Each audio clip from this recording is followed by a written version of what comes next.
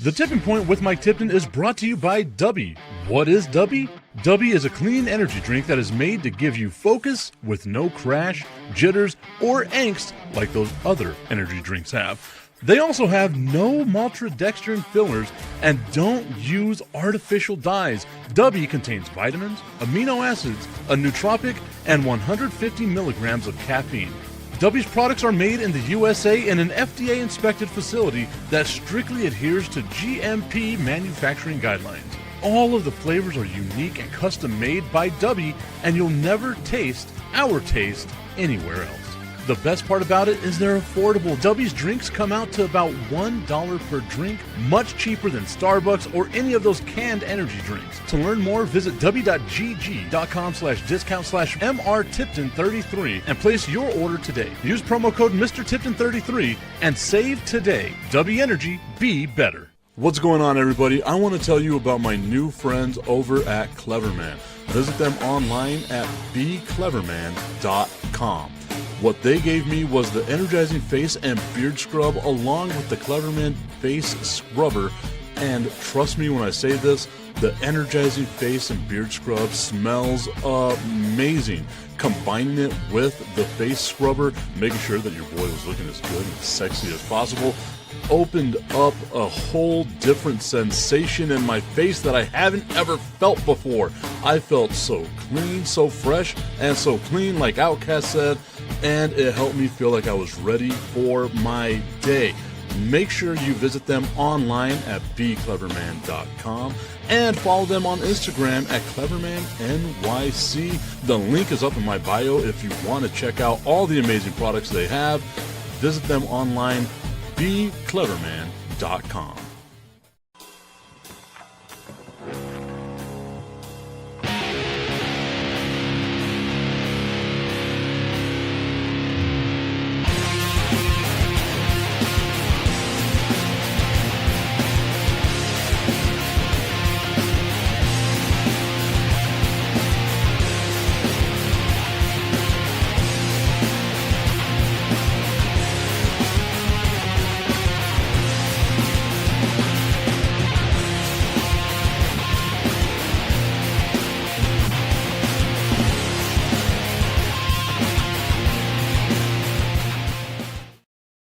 Hello, everybody. Good morning. It is a Wednesday. It's going to be a short show, just getting ahead of you on that one because I got to go to work. I got stuff I got to do, but it's okay. I am here with you for the next 30 minutes, which means at the 15-minute mark, we will hit the Just the Tip segment. So, Tommy, if you're driving around with the kids in the car, now would be a good time. Make sure you got that timer set. In 12 minutes, it's going to hit you across the forehead. That was not meant to be that way, but I'm glad it came out that way. My dude Brian Arndt saying good morning, Tip. Good morning, Strilla. Hope that you are having yourself a fantastic day so far today. I got some stuff coming up, here with the Tipping Point with Mike Tipton. We are going to be joining the Under the Hood podcast channel. We're going to be hanging out with my dude Jonathan Hood.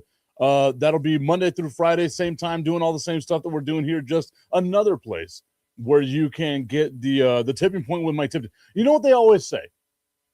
It's better to have more tip than less tip. I'm sure there's some sort of innuendo there that I can think of, but I am dog tired right now. We are so to kind of pull back the curtain a little bit. Those that know that I work with the El Paso Chihuahuas and the El Paso Locomotive. I'm in the production area, moving the cameras around, doing all that good stuff, audio, video, my life, right? Whenever we transition from baseball to soccer, we have to, and it's not me, but like the whole team, our grounds crews out there, laying sod in the infield, in the dirt and stuff like that, so that way the soccer team can play and go do their thing. We have to move cameras around. We have to check different audio sources. We have to get ready for the TV broadcast, the in-bowl broadcast, all these other little things like that are going on. This game today is going to be on Sirius XM, so I've got to make sure Sirius XM has their own audio channel. There's a lot of other stuff. I'm sure I'm boring people with what happens with that. But normally we have about a good, baseball ends on Sunday. You got Monday, Tuesday, Wednesday, Thursday, Friday, and then your game on Saturday. So 6 days in between. This time, baseball ended on Sunday. We had Monday, Tuesday, game today. So it was a truncated, faster way of trying to get this stuff done, while also, some of the upgrades that we did to the stadium we're working on, making sure we get all that stuff taken care of. Don't need to pull it back too far, but I just wanted to let y'all know the reasoning as to why these last two shows have been a little short. I know there's some people out there that looked at the schedule and said, Tip, there's not a Chihuahuas Day game. Why is the stuff so short right now? And I said, look, I'm giving you some I'm just the tip, not the whole thing, just the tip. That's what we're doing right now. But again, I hope to see you all out there at Southwest University Park today as the El Paso Locomotive are taking on Tulsa FC. Can't watch it there, check it out on ESPN Plus. If you're out of town, I know I do have a support group that's out of town. If you want to check out what your boy's doing, I'm not on the broadcast, but I am, the behind-the-scenes guy there. Check it out. ESPN Plus is where you can check it out with the El Paso Locomotive. Or maybe you're driving, you can't watch TV. Go check it out on SiriusXM. That's enough. That's enough of talking about that part of my job. I want to talk about what I saw yesterday, which was an absolutely dominating performance-ish by the San Antonio Spurs. My San Antonio Spurs. I was going to be super annoying today, wearing the Spurs hat, Spurs jersey, all that. There's still time. I might do it before I go to work. Who knows? I just didn't want to look like a nerd wearing all that stuff, walking my kids to school right now. Victor Wembanyama is showing you why he could be the most dominant player in the NBA. Like there's really that possibility right there. And I'm not saying it just because I'm a Spurs fan. There is no way you can watch what he does and say to yourself, he does not impact the game in every single aspect that the game is played. Blocking shots, great defensively, helps out his teammate, doing all of that stuff, right? And then, like Strilla said, he's a human cheat code. He really is. I see Wemby do stuff, and I'll just look around and be like, it's unfair. It's not fair that Victor Wembanyama is able to do all this stuff. Like, how do you stop that? The only thing that was able to neutralize it was Nikola Jokic with that shot from way the hell back here that he releases behind his head and somehow is able to drain from 9,000 feet away. That's the only shot that I've seen that Wemby can't get to. And if Wemby can't get to it, fucking nobody can get to it. But Victor Wembanyama, amazing defensively. If he was just a defensive player, every single person in the NBA would be like, damn, that's a really damn good player. He would be an all-star caliber, even just based off of his defense, an MVP type candidate. And then you have the ball handling. You have the shooting ability, the post-up ability. Whenever he decides he wants to get into the paint, there is no way you can stop him. You have a big on Wemby out at the wing, and he's just going to blow right by that guy. Easy dunk, easy layup, more than likely going to be fouled because there's just so much of him to try to foul. Then you guard him with a small on the perimeter, saying, okay, well, we're not going to let Wemby get by us, right? We're just not going to let that happen. He's not going to make easy buckets. He pulls up and then drains a three because a dude that's 6'10", small guy, cannot guard him out there. Can't contest that shot. Can't do any of that. It is insane to me. And again, I'm one of these people, I am fearful for, can the career be sustainable for Victor Wembanyama? Can he really, make a long-term impact? These first couple of years are awesome. But then I kind of think about what happens to all big men as they get, older. I think of Yao, right? Yao was a dominating, unstoppable force. But then he had the feet issues, he had this, he had that, whatever it might be. I do look at Victor Wembanyama, and I do know that he is a little more pliable. He does yoga, he does all those stretching things, just, all that stuff to keep his body nice and limber. But I have to sit there and question to myself, is it sustainable? Is Victor Wembanyama playing a long-term career sustainable? Because right now he's reliant upon otherworldly athletic ability and the God-given gift of being 7'5", which I think we all know he's not 7'5". He seems taller than that. I don't know why they lie about his height or whatever, but I'm just some guy. What do I know? Can he sustain long-term in the NBA? That's my question. The other question that I have is I was watching the broadcast yesterday, and I'm listening to Doris Burke do the call. And those who don't know, I do love Doris Burke. I think she is a great basketball analyst. I know there's going to be a lot of people that are like, Tip, you're an idiot, whatever. I'll deal with it. I don't care. But I was watching that broadcast, and Doris kept talking about how the Spurs are a championship caliber team. And I want to push back on that. My dude, Tommy Canazzo, tuning in saying, good morning, Tip. Good morning, Tommy. Just giving you the warning right now. Short show, just the tip at 8:15. Just the tip at 8:15. Tommy saying, Skrilla, good morning, bro. Glad to see that I got my people in the chat. It always makes me happy. I don't know why. It always makes me happy. Thank you all. Thank you all for the support. Getting back to what I was talking about. Tommy, you coming here and just derail the show? This is professional. Oh, man. Okay, so, again, I'm watching the broadcast yesterday, and then I hear Doris Burke talking about the San Antonio Spurs and their ability to maybe win a championship.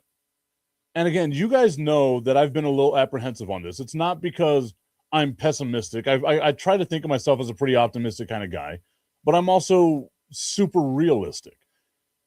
I don't think the Spurs are going to win the championship this year. If they do, I'm a happy guy. Everyone knows that I would be happy. Prove me wrong. I'm more than willing to come on here and be like, my bad, mea culpa. I apologize. I just don't think that they have it up here yet, right? Like, I don't think they have it up here mentally just yet. There was a lot of unnecessary turnovers that team has. There's a lot of weird ISO that they do that they shouldn't do. There's a maturity level there that is lacking that I would love to see them be able to build during this playoff run that I just don't think they'll be able to do. Whenever you watch that game yesterday and you see Stephon Castle foul out with 9 minutes left in the game because he let Denny Advia get into his head. Denny Advia is not a great player. Yes, he's super annoying, all that stuff. Maybe he's just doing what he does. But if you're Stephon Castle, you got to be smarter than that. Stephon Castle picked up his second personal foul with 2 minutes into the third quarter and then fouled out less than a quarter after that. Like that's just not winning basketball. And if you're the Spurs, as you move forward in the NBA Finals, whenever you face up against OKC, whenever you face up against some of these other teams, you have to be able to have your full roster of weapons available to you. Shooting yourself in the foot and fouling out of the game with 9 minutes left to go in the game for the San Antonio Spurs for Stephon Castle is not going to be a recipe for success. And there's even times there where it's like Wemby has the ball and he wants to get to the rim. He gets triple teamed, quadruple teamed, and instead of passing out to one of his open guys, tries to force up a shot looking for the foul and doesn't get the foul call. It's just that little mental, again, I know it's old school, but I feel like I'm one of these dudes that always leans on, in order for you to get to that championship mentality, you got to take your lumps. And I feel like the Spurs, despite all the talent they have, are going to be one of those teams that has to take that lump. And it's going to be ugly for them.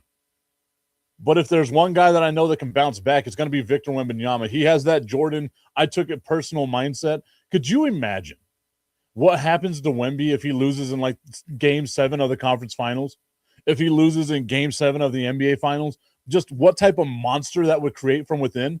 He missed half the season last year and decided he needed to take care of himself mentally and became a monk. That's the type of dude that he is. Imagine what happens if he loses in game 7 of the NBA finals or the Western Conference finals. Just more motivation for that alien to figure out a way to dominate the league more than he already is. Tommy saying, not the Spurs. Absolutely hating on the Spurs. I know it. I know. Strill saying you're cherry picking, Tip. Stop. The Spurs are going to win the finals. How's that cherry picking? That's not me cherry picking, man. Again, I love basketball. I watch so much probably too much basketball. The world around me, my head is a basketball. I'm wearing orange right now. I'm a big fat guy. I'm shaped like a basketball. I look like a basketball.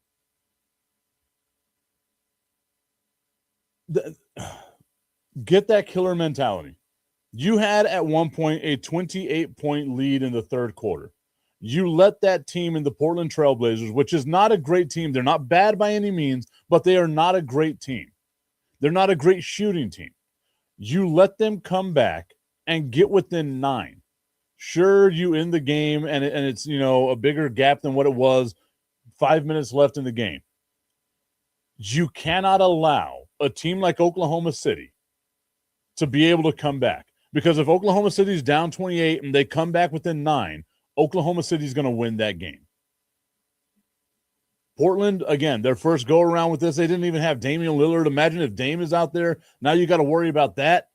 It's just that mental piece right there. That's what I think is missing with the San Antonio Spurs. All the talent in the world. I would not be surprised.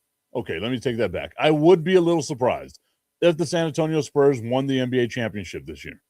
But I just don't see it. Strill saying, did they win the championship? Did they win the series? Okay, enough said. I mean, yes, they won the series. And they dominated the series. But they did let Portland back a little bit. Tommy's saying, let's go Lakers, and I can't believe he said that. Like, you can even see right there. It had to be tough to come out, too. Like, let's go Lakers. I think that's the way that Tommy did it. Tommy couldn't, I can't believe you did that, Tommy. Like you couldn't get the whole thing out. And you were gagging like it was just the tip. I just want to put the tip in. It's time for Just the Tip. That would make me uncomfortable. Promise that it ain't too much, but just enough. Just a tip. Just a tip. Just the tip?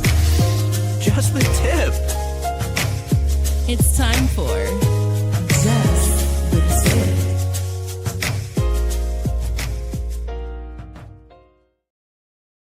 Just the Tip is brought to you by our friends over at www.myhappynuts.com. Remember, it's rocket science for where the sun don't shine.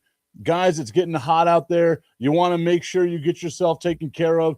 Go get that comfort cream, slather it all over your boy so you ain't got to do the stanky leg while you're walking around these hot-ass summers, whether it's in Texas, whether it's in Detroit, whether it's Seattle, wherever it is. It's going to get hot. It's going to get muggy. You want to make sure your boys are taken care of. Maybe you're a nerd who wants to say, okay, I don't want to put my hands all over my boys before I go out and meet people.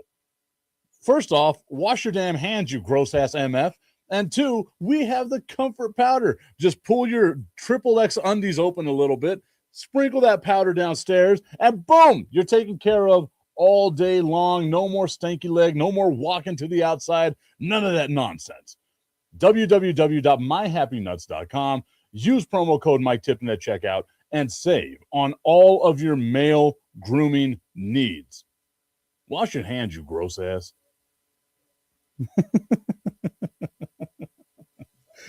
Bistro saying it was a tune-up series for the Spurs. Ooh, you want to see how this goes? Look at this. I'm getting a phone call right now in the middle of the show. Let's see how this goes. Hello. Good morning. How are you today? I am great. I'm in the middle of my show, so I decided I was going to put you on air because you called me in the middle of it. Yes. We're talking about the San Antonio Spurs. What are your thoughts? The San Antonio Spurs are a great team is what she's saying so far, everyone. Excellent. Yep, no worries. Thank you. Thank you, bye. I love making people feel awkward. I absolutely love it. Oh, man, I could hear the pain in the voice. And again, I get it. Most people don't understand that I've got a life and things like that. But you know what? I like to embarrass people. That was completely unnecessary, but just know, I used to do this whenever I had the radio show on. And it bothered me so much because I would have, I'm in the studio. You have the on-air light. It's big and red, and it says on air. And I would have salespeople walk in the middle of the show. I'm sitting here talking, right? We're talking about the LA Lakers. Salesperson comes in and is like, hey, I need to talk to you about XYZ, sits down, And all I do is turn on their microphone and say, well, since you sat down in the middle of the show and didn't bother looking at that light that says on air, now you've got to do a segment with me. And you know what the crazy part about it is? They never learned. They never learned that the show was at 5 p.m. They never learned it. They would just show up in the middle of it. It was wild. But yes, it was a tune-up series for the Spurs. I'm glad that my San Antonio Spurs were able to go ahead and get themselves a little bit of rest here, because I do think that the Spurs would be the better team against Minnesota. I don't trust Minnesota. Denver scares me. I will say that. Denver does scare me. And again, maybe it's just me being petrified of my own shadow or anything of that nature, but the Spurs did win 30 of 34, and 3 of those 4 losses that they had at the end of the season were against the Denver Nuggets. So Jokic does scare me a little bit. You have to be terrified of Jokic no matter what happens. But the Spurs and OKC move on. Game 6 with the Nuggets and Timberwolves is tomorrow. That's going to be, I want to say, in Minnesota. Game 5 of the Lakers and Rockets is tonight. Tommy's LA Lakers taking on the Houston Rockets tonight. Can Luka and them boys? Austin Reeves is supposed to come back. There's a possibility of him coming back. And tonight,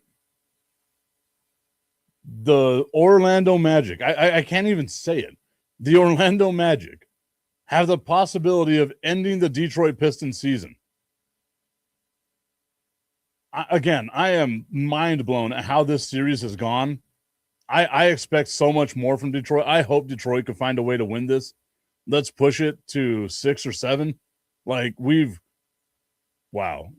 I'm so glad that there were not kids listening at that point in time. I actively go out of my mind to not say those 2 numbers together. I've moved on. Instead of saying those 2 numbers, I'll be like 7 and 8. I'll force myself, or 5 and 6. I try my best to not say those 2 numbers together. We have a camera at the stadium that looks just for that. Strilla, how are we feeling about your Pistons today, buddy? If you're still watching, if you're still part of what we're doing, how are you feeling about your Detroit Pistons? Because I'm not saying 3-1 is insurmountable, but man, you made it so much tougher on yourself than you needed to, especially against the Magic. And the Magic are an okay team. The Cavs and Raptors play a little bit later on today as well. The 76ers beat the Boston Celtics yesterday, so they move another game, game 6 here. The Celtics got, kind of slapped around there. A little slapped around there. The Knicks beat the Hawks, so the Knicks have a 3-2 lead in that series. I want all these series to go 7 just because it helps the Spurs out. It also helps out OKC, so I guess I don't necessarily want that. Strill saying that he's feeling 50-50 about it. Tommy threw up a little bit whenever I said that it was his LA Lakers, but you're doing it for Luka. You can't spell Luka without LA. I guess you also can't spell LA Lakers without Luka. So, well, I guess there's no U there, is there? Nope, there is no U. Never mind. I'm an idiot. I don't know how to speak. I don't know how to spell. I graduated from Socorro High School. Don't judge me. But you can't spell LA, or you can't spell Luka without LA.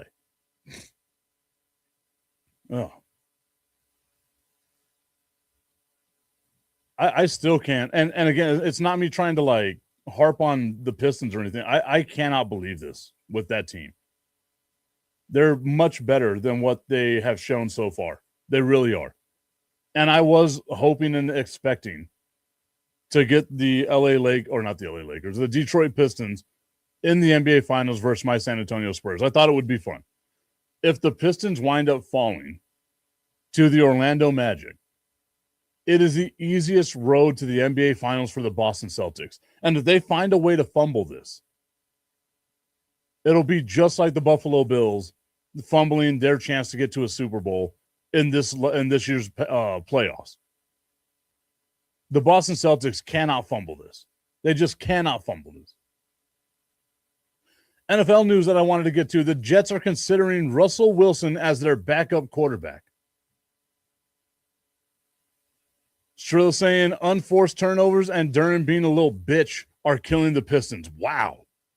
Just went straight for his jugular.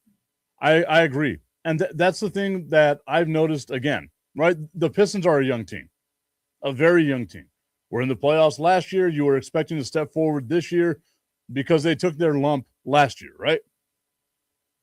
But for whatever reason, it just seems like they didn't take that step forward. And like that mental part of the game is lacking for the Detroit Pistons. Is it time for Russell Wilson to just hang it up? It kind of feels like it is, right? If he had retired, 3 years ago or so, he'd still be considered a Hall of Fame quarterback. I still think he's a Hall of Fame quarterback, but now I don't think it's first ballot. I was on the bandwagon here thinking, for a while that Russell Wilson was like a first ballot Hall of Famer. And the more I think about this, the more I'm like, man, yes, he's a Hall of Famer, but is he going to make it on that first ballot? Because these last, 6 years for Russ have just not been good. And it's not like he's geriatric, right? And then you have to push against that with like, okay, well, let's see how good Drew Brees was whenever he was super old, how great Tom Brady was whenever he was super old. Why is it that Russ just isn't that good right now, right? It's got to be time to hang it up if you're Russell Wilson. Like Russell Wilson being the backup quarterback for the Jets? For the Jets? So he's behind Justin Fields? Is that who the quarterback for the Jets is right now? I've got to look this up. Geno Smith. Well, I haven't Justin Fields. Wow, I've been out of it. Geno Smith, Brady Cook, Bailey Zappi. Strill saying, isn't it ironic that the Jets have the Seahawks quarterback lineup, Wilson and Geno? Yeah, right? Just a couple of years after Seattle was like, you know what, Russ, that's a lot of money. We're going to trade you over to Denver. Spends a couple of years in Denver. Denver's like, nah, bro, we ain't going to do it. Pittsburgh picks him up. Pittsburgh's like, whatever. Goes over to the Giants. Had a pretty decent year, I thought, with the Giants. A good start with the Giants. But now just like bouncing around, right? This is going to be his fifth team? That's crazy, man. For Russell Wilson? The fifth team for Russell Wilson? Striller reminded me that Justin Fields went to Kansas City. That's going to be hilarious. Justin Fields is going to go to Kansas City. Patrick Mahomes comes back. Fields remains as the backup quarterback. And then Justin Fields will be a Super Bowl winning quarterback one of these years if he just sticks with Kansas City and Kansas City's able to rebuild. Justin Fields, Super Bowl winning quarterback. Just like Sam Darnold, Super Bowl winning quarterback.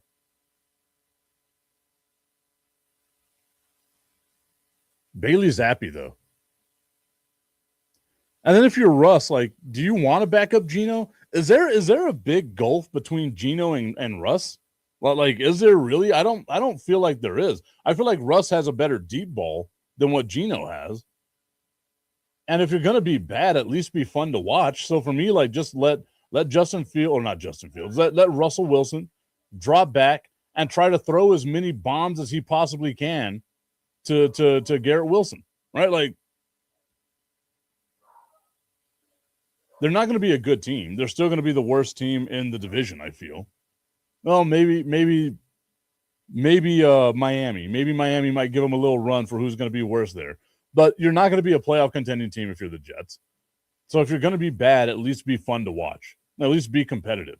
I don't feel like you're going to get that with Geno Smith. Shrill saying Geno has better accuracy. Wilson has a stronger arm. I don't even know if we could say that Geno has the accuracy, man. Last year, it was bad for the Raiders. At least whenever Russ was there, and maybe it was just the lineup that the Giants had. You just had a bunch of speedsters running down the field. Maybe that's all Russ needs is put a bunch of wide receivers, nothing but go routes, and let's go. I hope you guys are working on your cardio right now because Russ is going to run you. Strill saying, well, last year aside. Yes, I agree. With last year aside, Geno did all right. All right, everybody, once again, a little bit of a short show today. I apologize for that, but we'll have a full show for you tomorrow. Come on out to Southwest University Park today. Remember, El Paso Locomotive in action versus Tulsa FC. Hopefully, I'll see you out there. If you can't go out there and watch the game in person, watch the game on ESPN Plus or listen to it on Sirius XM. I'll figure out what channel it's going to be on Sirius XM. But, you know, it's on Sirius XM. All right, everybody. Once again, thank you for the love and support. I appreciate each and every one of you. We will see you all tomorrow.